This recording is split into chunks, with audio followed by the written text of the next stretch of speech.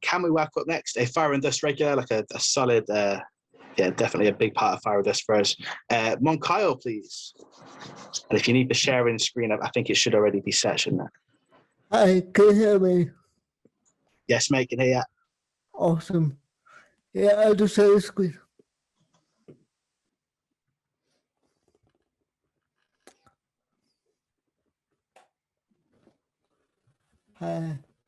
Okay, this one's pretty new, so I don't know how to go.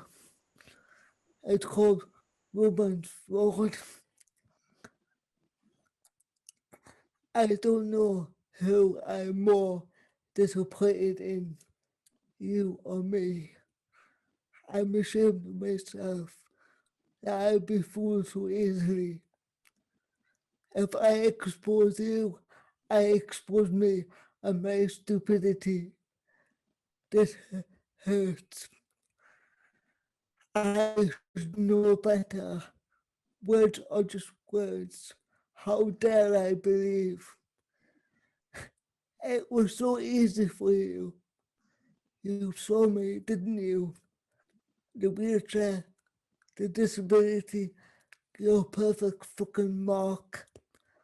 I played my part, the stereotype, perfect person, scarred heart. How much and what for? Those questions never really mattered. You seemed interested. I became invested.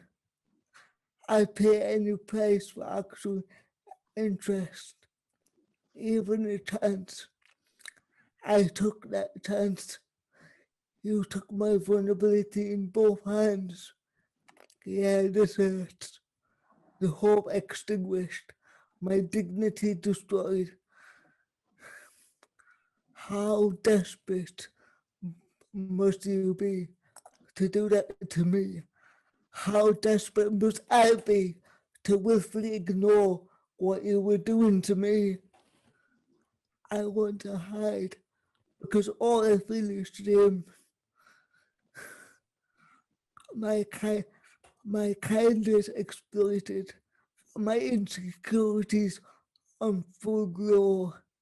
What I gave to you was my pride, my hopes, who I am. Who are you but a stranger, a thief, an empty cell? Thank you.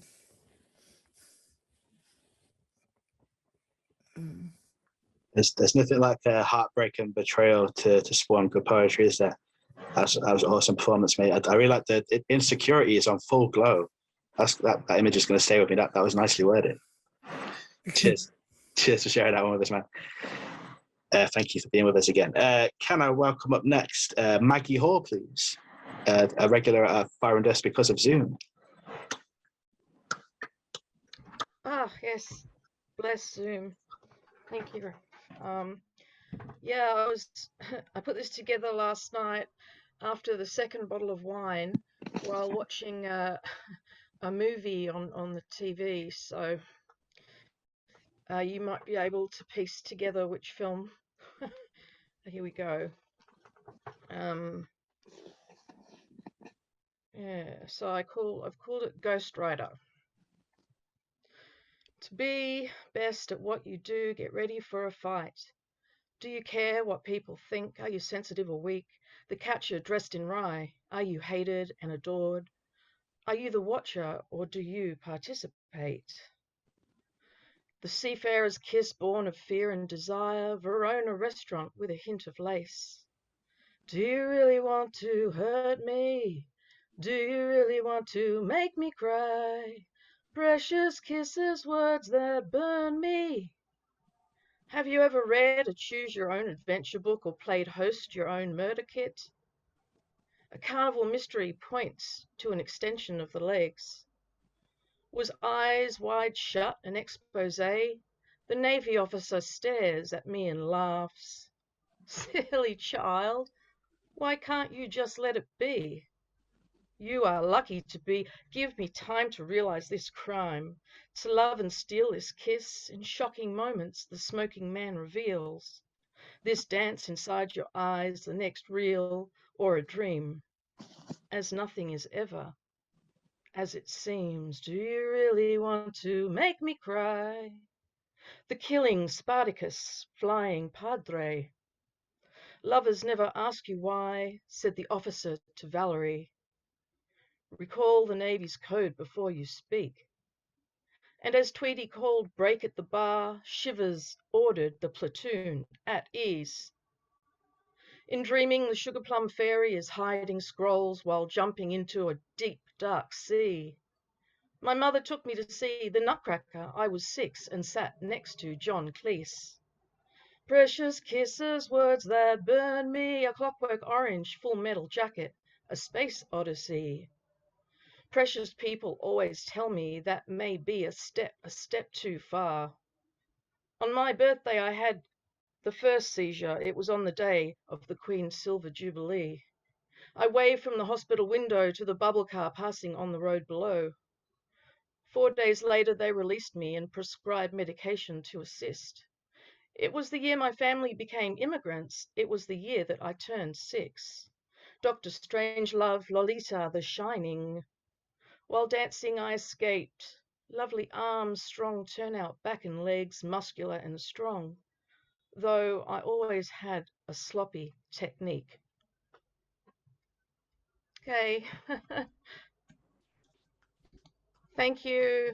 Thank you for that, for having me. Cheers, Maggie. Oh, Another great blend. I Sorry, love go it on. when it's dark here because you can't really see my face, or I can't see my. You're always hiding.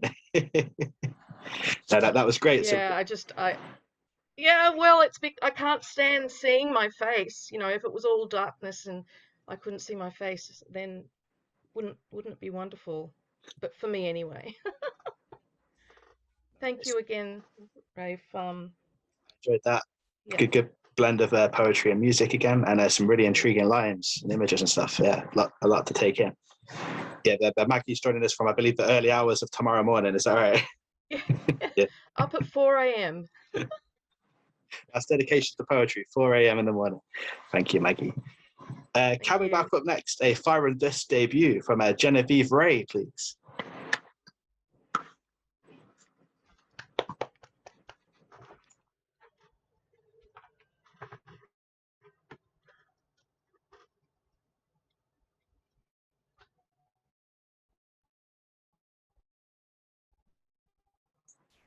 Still with us, Genevieve? You're on mute at the moment, just in case you don't know.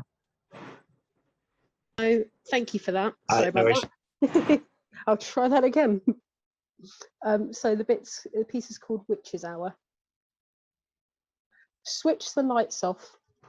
Let the night scream on its own. It's already tomorrow yet. I'm ready to give birth to the spring child of jangled nerves and quintessential soul. Seer roars in my membrane, talking of a childhood hell with a beat forged from a volcano. My general practitioner will hate me. Sorry, doctor, I suffer an artistic keening. Doctor, can you see the spell on the ceiling? The piano music turning indigo patterning, the sigh of the walls that are breathing. Will the pill save or damn me? Will the silent seizure eat the most of the night? At 7, I'll wake into some sort of ordinary, restless, shameless, or confused, regaining some remnant of reality, magic fading into the floorboards until the next time that we meet. And that's all she wrote. Cheers very much, Genevieve. Excellent Fire and Dust debut. It'd be lovely to see you at another event. I enjoyed that poem. Thank you for sharing it with us. Can we whack up next? Janet Smith, who is actually published in the anthology, but she's reading as an open mic tonight because she read her poem at the first launch. Welcome up, Janet. Yes. Can't get enough of you. Okay. One short one and one slightly longer one.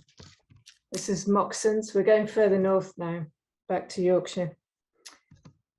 She kept pieces, fine worsted cloth, suit lengths the purcher rejected, ends with Jim Callahan's initials woven through, always made in Huddersfield, wound into the selvage. You couldn't find Moxon's border in markets in Cyprus, in Cairo, Hong Kong and Istanbul, Turkish men wearing the threads my mother made.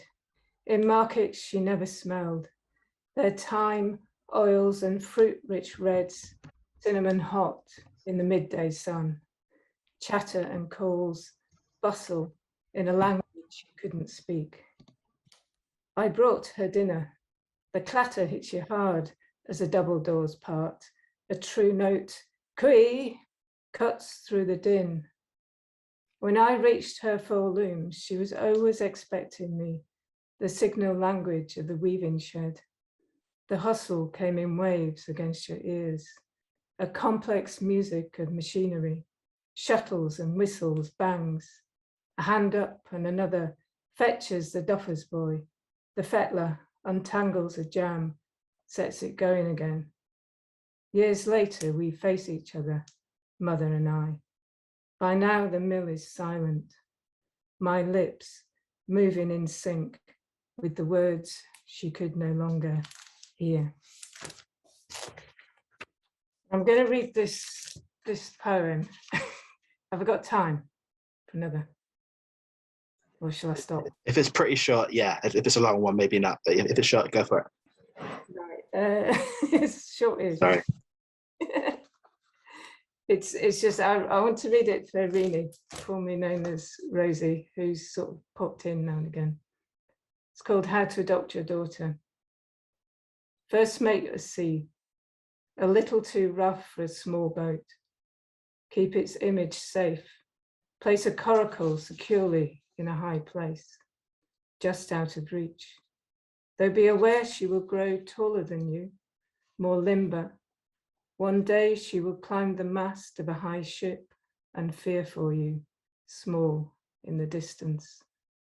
But now her boat must be placed carefully on its own bed of shell and pebbles, put secretly away, not locked, for then she would be sure to find it too soon.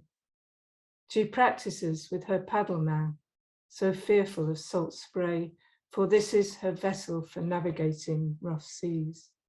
She will find it, and it will be too soon. For now she is content to grip your arm. You take her to remote places. Let her learn the breath of seaweed, the voice of stars, the nettled edges of ponds, curve of a heron's back. You show her words she should be wary of, and ones to cherish, like sunlight on Musa. Her small wooden boat stays safe in its noose as she learns to play windward music, strange to your ear. Sorry to get on.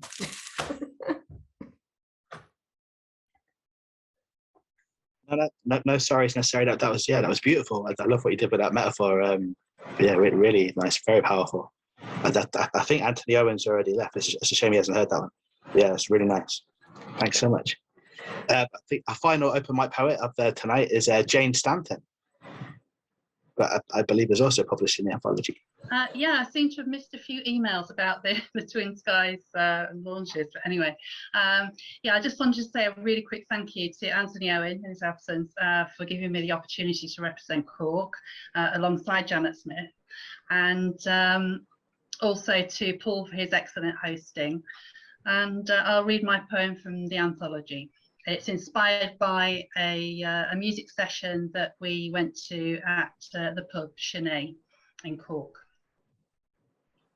Chennai.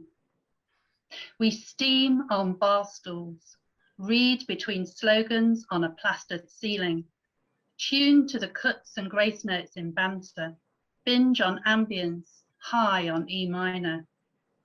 Coburg Street, past midnight, soaks in sodium light. Rain beats time on boa and umbrellas, my spine a river of running quavers that stick to the soles of my sensible shoes, so I high-step the home stretch. Framed in doorways on Wellington Road, Crinoline ghosts wear mirrored skirts that flirt with moonlight. Guest house stairs are in rising fifths. My top floor room's a tall ship, exploring the lilt in the Lee's liquid fingers.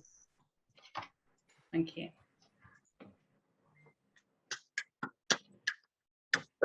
That was lovely. I'm glad you got a chance to read. You might have joined us. You're still part of it, and you're obviously in the book as well. So, cheers, Jane. It was nice to hear your voice. Yeah. Yeah, that was brilliant. I mean, it takes a lot of bravery to do open mic, especially at a gig like this where it's not really an open mic. There's just a bit of it, and people were really courageous and stepped up and were part of it. So well done, everyone who just read. The Zoom gigs are a bit weird, aren't they? So you all did amazing. That's just pretty much done. So together we've launched a book between part one the other week and part two. That's what's it launched. It's off. It's set to sail. Well done to us. Thank you so much to everyone who joined us tonight and everyone who stuck around to the end. I know Zoom is a bit knackering. We're really pleased with the anthology. Hopefully in 2022 the Twin Cities exchange will be carrying on like normal. The poets who shared their words tonight, thank you for your voices. It was great to hear you. Let's have another round of applause for everyone and for Paul Casey, because without his work and expertise, the book wouldn't have been made a reality for definite. And just a reminder, if you live local to Coventry, the next Fire and Dust event is 2nd of September, and we'll be back in the Big Comfy Bookshop for the first time. We're going to try it in person. But there is a virtual event next week as part of Edinburgh Fringe Festival, hosted by the brilliant Anne Atkins, and tickets are free, so grab one, and I'm going to drop a link in the chat. So anyone can go to next week, anyone can go to it, and then in September, it's going to be Coventry and local because it'll be in person. But we will sort out some more Zoom stuff.